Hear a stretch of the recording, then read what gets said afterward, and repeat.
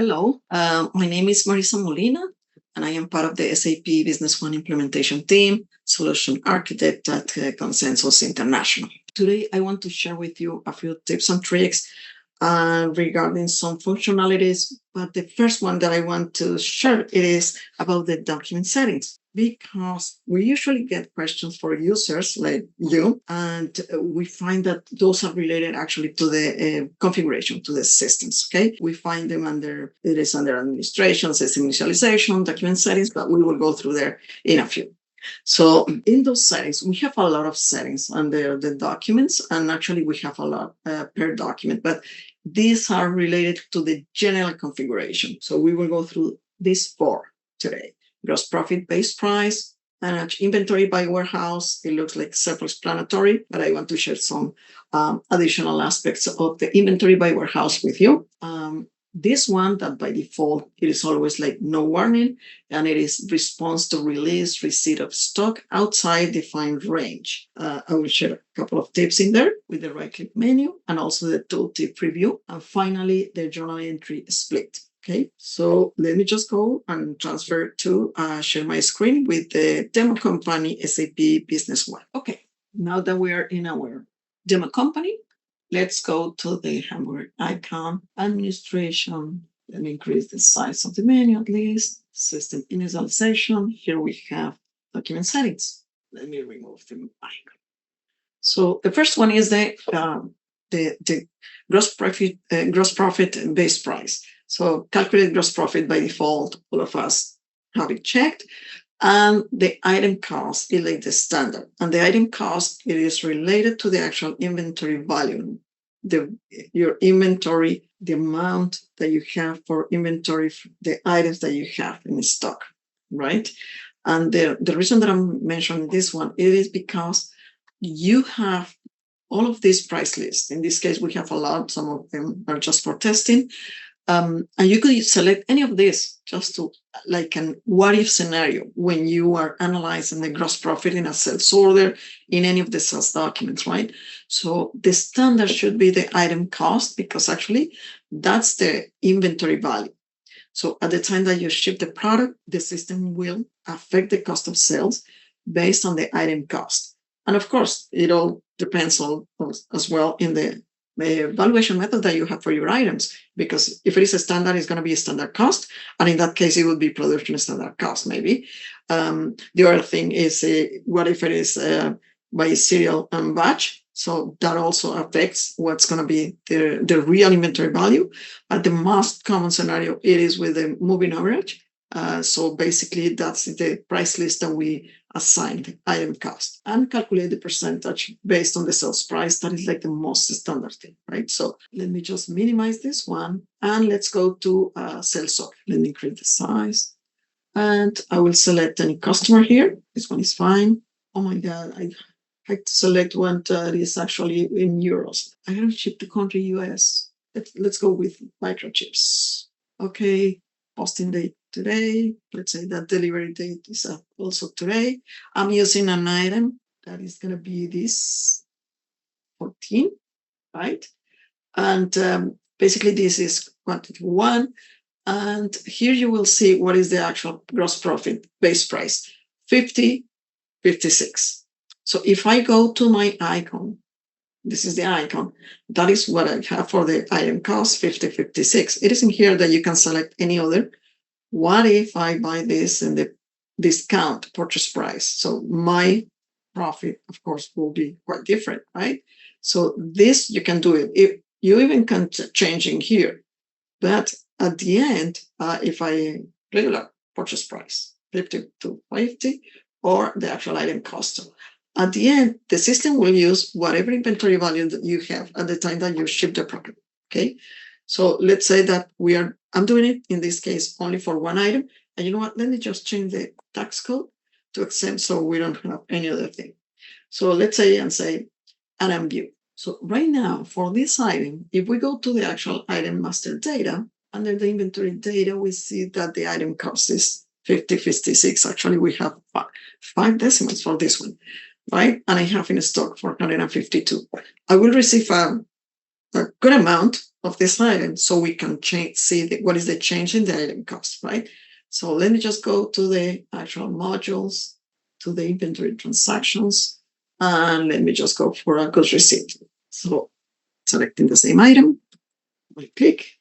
I will let you know why it is by default this 5. But let's say that we are receiving 100, the unit price. I'm receiving at 35. That is like that's purchase price, right? If this is regular, it could be this one. Discount purchase price, 35. Let's go and use this one. So it is actually quite different purchase price. So let me just go here and let's go back to the item. So this is the new cost, right? So even if I go to my gross profit, I still have the original base price at the time that I created the sales order. Now, if I go now to my delivery for the cost of sales, let's say, right? And if I go to my journal entry preview, so basically this is the inventory value. So this is the real item cost at the time that I ship my product or deliver it or invoice the product, right? So it is just to show you what is the difference with the gross profit. And the other thing it is that if you run your sales analysis for sales orders, and actually you could see that the difference between the original gross profit that I have for my sales order with the actual number, the real number. Okay, so I just wanted to share with you what is the difference with the gross profit base price. So it is informative, it is for a what if scenario, but actually the system will use the right number at the time that I ship the product. Okay. Now let's go to the next one. That is the manage inventory by warehouse. That setting, and let me just minimize this one because we can use the same document. So in this case, so for the manage inventory by warehouse, so that is the standard thing for us, just to manage inventory. Here you have it. This is here, just manage inventory by warehouse, right?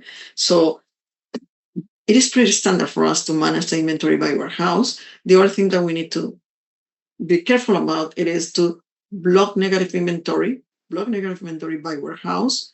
You could use by company, but of course in the company it means that you could have a negative inventory in one warehouse, positive in the other. The company wouldn't have negative inventory, but you could have negative inventory in some warehouses. So that is the reason that we use warehouse. The item setting, it all depends. Sometimes if you don't handle the inventory by warehouse, then you can do it by item setting, and in the item setting define what is the actually minimum that you would like to have. But by default, block negative inventory by warehouse. We have just a few customers, just less than 5, I would say, that actually need to use negative inventory for some logistic reasons. But they know and they update before the end of the month. They do the reconciliations too. So by the end of the month, the non-warehouse should be negative. Okay, so that is one of the things. So manage inventory by warehouse. So I want to share with you because let me just give me a second because I didn't check those. So this comes in hand with this one. Response to release receipt of inventory outside defined range. By default, it is without warning. You can have warning only, or you can say block release receipt. Okay. So let me show you how does it work. So basically for this item, I have in stock, I have it here, committed in the color warehouse, order in quantity 35. I don't have in stock here. Okay, let me just go to the item. So in stock 552. So at this time I have managed inventory by warehouse. I could define that the maximum amount that I should have in stock, it could be 600, let's say. Okay. So it is basically the system will go to every single document that you have and make sure that it is reading all of the in stock that you have for all of the warehouses, right? In this case, I say for this one, the maximum that I could have is 600. So what's going to happen if I try to receive? I could have a lot of items in purchase order, right? But what's going to happen if I try to receive more than the 48? right? Those are the quantity that we need just to get to reach the 600. So let me just go to any of the open purchase order that we have for this. Here under the inventory status, you see I have order, double click in the line. So in here, I will see some orders and there are some purchase orders. This one here from 2016. Oh my God. Okay. So here it is. You know what? I will just change it to this year. So yes, a second and say no. Let's say that is to be received today. And same thing, I'm going to change the tax code. So basically, by default, the system is telling me, okay, you're receiving 5, but no, I want to say that I 105, let's say, right, just to be a little over the limit. So if I have this situation and look please at the messages in the bottom, if I go to copy to the receipt PO, and if I say, okay, show me the journal entry. So quantity exceeds maximum stock left. Of course, I will be over the 600. So that is exactly what this response to release of receipt of stock outside defined range, right? So one of the things is that you could do it. You could define a minimum, and sometimes in the minimum, maybe a warning is good enough. You don't want to block a transaction only because you are going below the minimum amount that you should have. So sometimes with the minimum, it's just a warning. With the maximum, it is more critical. Sometimes it is because we don't have enough space or because of expiration dates. It could be multiple scenarios. But this is one of the things that we can use for the respond to the release of receipt outside of the defined range. Okay. So one of the tips that I want to just share with you here, it is the right click. So if I have, and you know what, I am adding another item here that I can show you, and it's going to give us a little bit more information. So I'm not adding the right click here at the warehouse. If I do the right click, always between these two icons, based on the field that you're in, then you will have a different option here in the warehouse balance report. So in this case, what I see it is for the item that I have in my second line, I will see by warehouse, what is the amount that I have available in stock, committed, and order. And just keep in mind, committed, it is also, of course, for sales orders, but it could be for inventory transfer requests. Okay. It could be for production orders already released. Okay. And in order, it is purchase orders, but also inventory transfer requests. Okay. So if I'm doing an inventory transfer between two warehouses, in one line it will be order, in the other one it would be committed, the same quantity. So it is sometimes we got questions that the report SAP is giving us some wrong numbers. No, it is the committed and order. Those are affected by the inventory transfer requests. But basically, this is what I wanted to share with you regarding the right click if you are in the warehouse field. Okay, if it is under quantity, if it affects if you will have information if you have batch or serialized items. If we are under the unit price, with the right click, you will have last prices.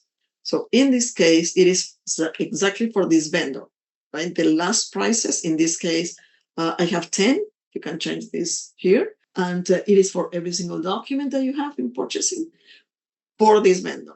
So you will see what's going to be, what is actually the last price. You could just remove this one and say, no, for vendors, if I have more. So in this case, I have more than one vendor, different prices.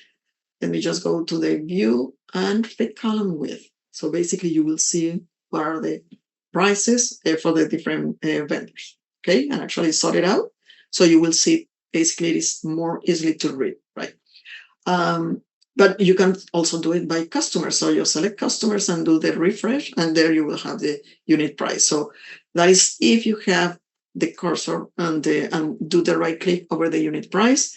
For the tax code, I guess that we don't need it, but there's always options in here. Okay, so if it is over the item code, it is based on the alternative items. If you're using alternative items, then you will have them under that one. Let me just show you. It is always between these two icons that you have what is at the different option. Okay, so That's what we have for this one. Now, let me just do an update here. What is the other thing that we have that is very useful? You saw that for me, to get more information about the item, I need to click in the arrow and then come into Item Master and go to the inventory data. But there is another option, and that is under the modules, administration, system initialization, I have the tooltip preview. This is just great. So you can enable the tooltip preview, and you have all of these objects to define what is the data that you would like to see without clicking in any arrow and go back. So in the case of the item master, look at the fields that we have. In this case, I have item number. I don't need it. I already have the item number in there. Maybe the description. I don't need it. Item group. Yeah, useful. Unit of measure. I don't think so. Tax liable. I'm removing all of this. I could use, I'm in purchasing. Let me just go packaging, unit of measure, and quantity by package, and maximum. Why not? I could just order interval. Item remarks, no. You could have order multiple if that is critical for you. And actually, some of these are user-defined fields, right? So I'm doing an update, but just check it out. You have it for business partners. You have it for the chart of accounts. So in the chart of accounts, you have even the current balance. So it is great just to have the current balance. But let me just close this one. So basically what we do is that whenever we activate the tooltip preview and I have the cursor over the actual field, then I have my item group, my quantity per package, the maximum inventory level. Remember, I defined 600, and the order multiple 5. That is the reason that when I went to do that receiving, that I received more than 100, the system was suggesting 5, because in the item master, I defined that I should order multiples of 5, right? So basically, that is the suggestion. So if I go here and I go to my purchasing data, I have quantity per package, those 5, right? And also here under the planning data, I have order multiple 5. So even if you order in multiples of 5, you could have a minimum order quantity. Some vendors, some suppliers will tell you, no, I'm not selling you less than 100. I don't know. Sometimes it is consumables, let's say. So you could just define this one here. Okay. So that is the reason that you have that suggestion to be 5. Okay. Okay. Let's go to our last document setting, the one that I want to share with you today, and that is for the journal entry split. So let me just, let me just close all of this. Close all. Okay. And I even close the document settings. So let me just go to document settings. So here you have a split journal entry right there. Split journal entry, posting by document lines. By default, it is no split. And most of you have it as no split. Actually, in consensus, we also have it no split. We have the option to have it a split in journal entry preview only. So basically, it will be, you will have more details in the journal entry, but only the preview. Or you have this option to split the journal entry.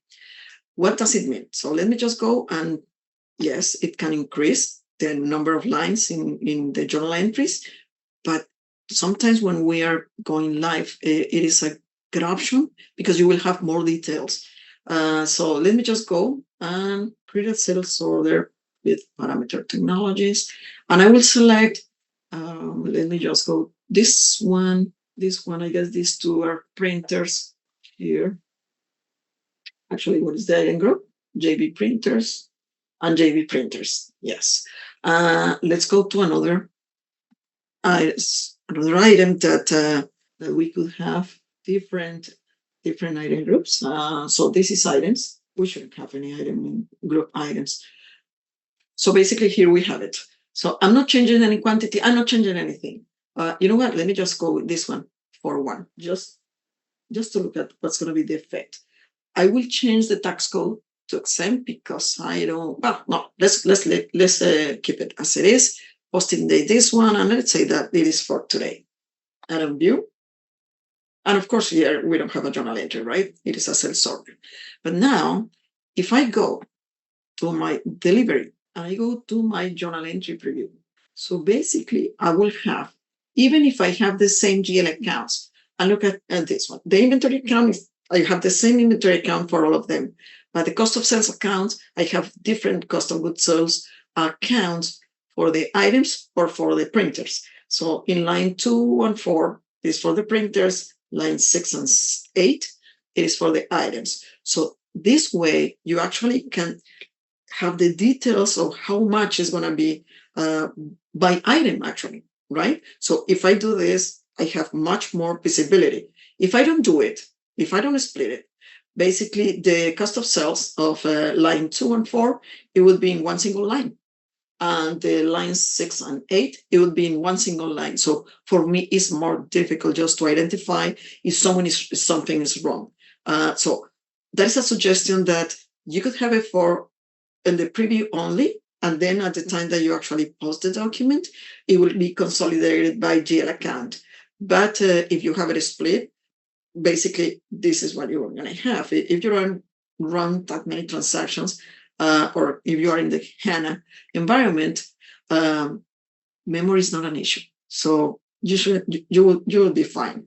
So this is one of the things that I wanted to share with you regarding the journal entry split. Okay. I'm not adding the document. I just wanted to show you this, but you know what? Let me just go and do it to the AR invoice, because in the AR invoice, we have much more accounts. If I'm skipping the delivery document, then I will have actually account receivables in the first line. I will have the sales taxes. I will have the revenue, right? So line 6 to 9, actually, those are the 4 revenue lines. Then I will have the inventory and cost of goods sold. So basically 17 lines for these 4 items. So hopefully, and it makes sense, right? For every account, you will have 2 at least, and then the account receivables in the first line for the customer. So it makes sense that it is 17 in this case. So hopefully you find this useful. And then you can just review if you have any doubt about how to handle those settings. Just let us know. We can just go through those, and we can just start. Let me just, you know what? I will leave it like this. I don't even go down, just enter, and that's it. So, well, thanks for being with us today, and we hope that you find this video useful and insightful.